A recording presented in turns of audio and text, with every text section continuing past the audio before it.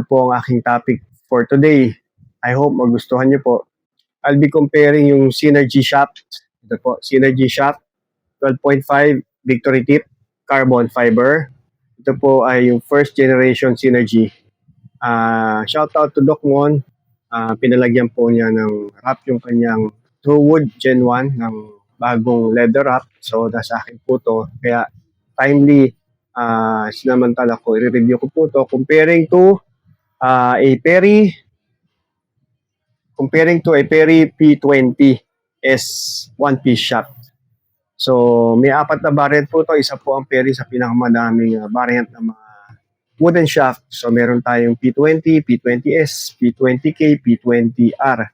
So, nagkakaiba-iba lang po ito sa grade ng kahoy o yung quality ng kahoy. So, ang pinakamahal niya yung P20R, P20K, then P20R, P20S, at P20. So, sa power, almost pare-parehas naman. May konting difference lang. Depende sa construction kasi yung dalawa ay splice shaft.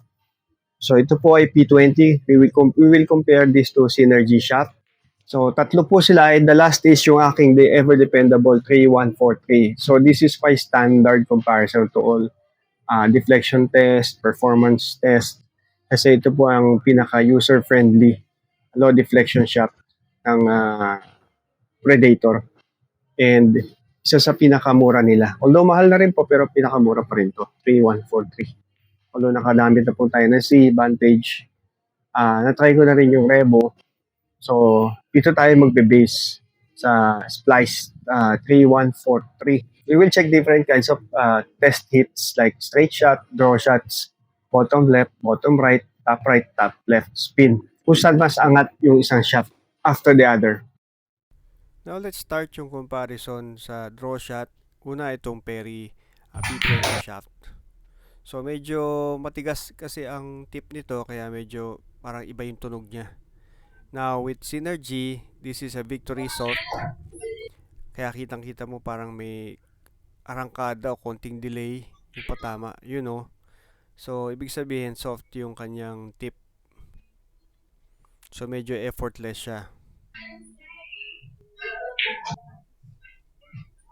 Now dito ay ultra skin ang tip ng 3143. Nakita nyo rin parang effortless din ang atras niya. At sumobra pa doon sa required distance.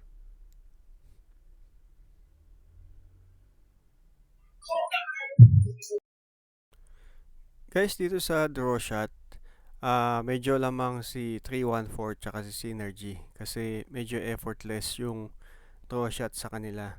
Unlike dun sa Perry, okay naman siya kaso medyo matigas kasi yung hook ay tip 2 ng Perry kaya medyo mapapansin nyo yung tunog nung patama medyo may katigasan kaya 9 yung dalawa at 8 lang kay Perry. Ito yung kamot shot o bottom right spin.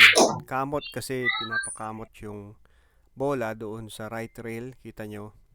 Medyo hindi ganun kalalim yung distansya doon sa Perry.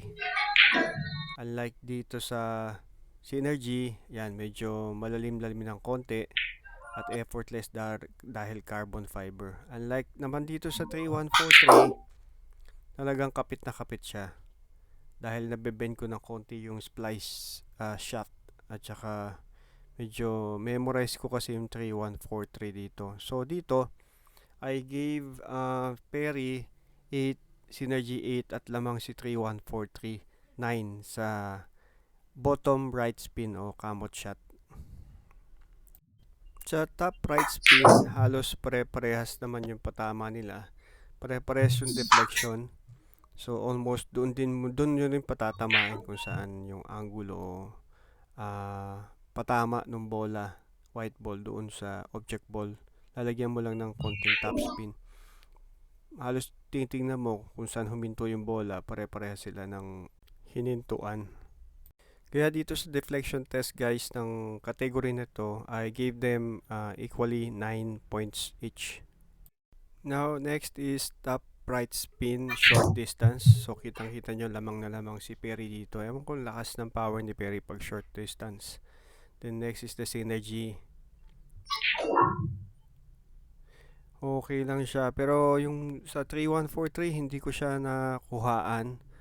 So dito lamang si Perry sa short top spin. Yung next category ay yung corrida straight shot top right.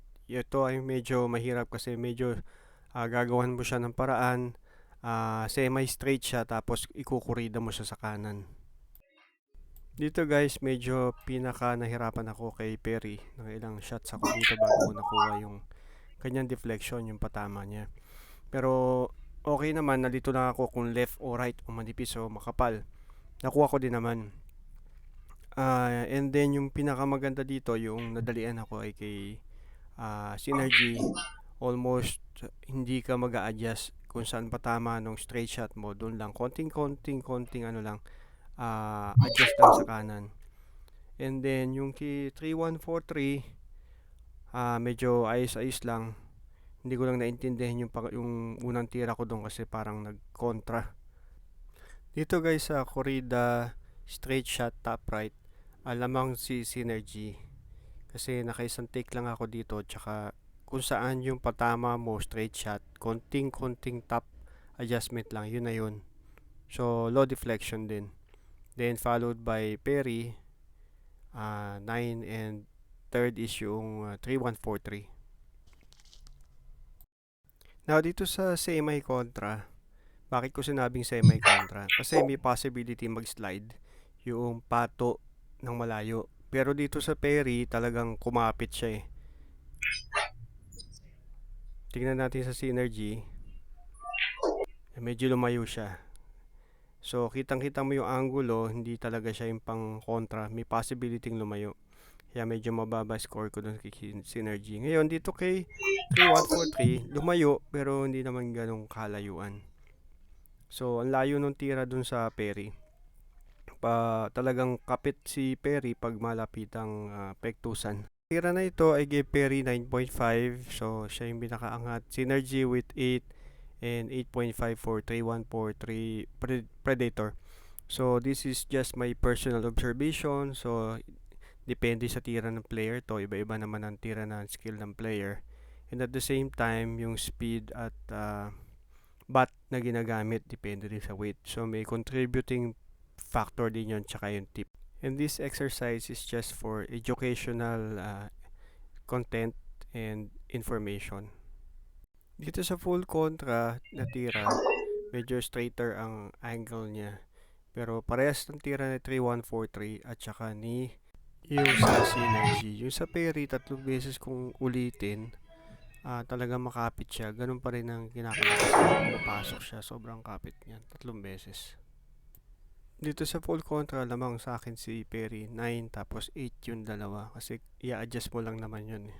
Sa straight shot test, kinakailangan pumasok din pati object ball. So, dito madidetermine mo kung straight ba talaga o masarap itira yung tako in a straight shot. In based sa experience ko, pare-parehas naman sila. So, I gave them all 9 points para dito. So, I hope guys, nabigyan ko kayo ng konting input on the Synergy Perry P20S and the 314 Predator. So, if you're thinking of buying one of these shafts, at least meron kayong pointers kung ano ang preference nyo. Pero syempre, kayo pa rin na masusunod kung ano ang gusto nyo. Depende rin sa usage at syempre doon sa available ng inyong resources. So, I hope nakatulong guys. Again, these are just my personal opinion and observation and experience. So, depende ito sa tira at sa skill ng gumagamit din. So, until next time, please watch out for my next topic. Ang topic ko ay comparing Kielwood versus Maple Shop. So, anong pinagkaiba niya? It was requested a year ago. So, ngayon lang ako hiram ng Kielwood. So, I would like to say thank you and shout out kay Doc Mon. Thank you for the Synergy Generation 1 Truewood Q stick and yung Kielwood niya. So, pinalagyan niya both ng new leather wrapped. So, thank you so much. So until next time, please don't forget to subscribe and like and share if you find my video useful. Thank you so much for your support. God bless everyone.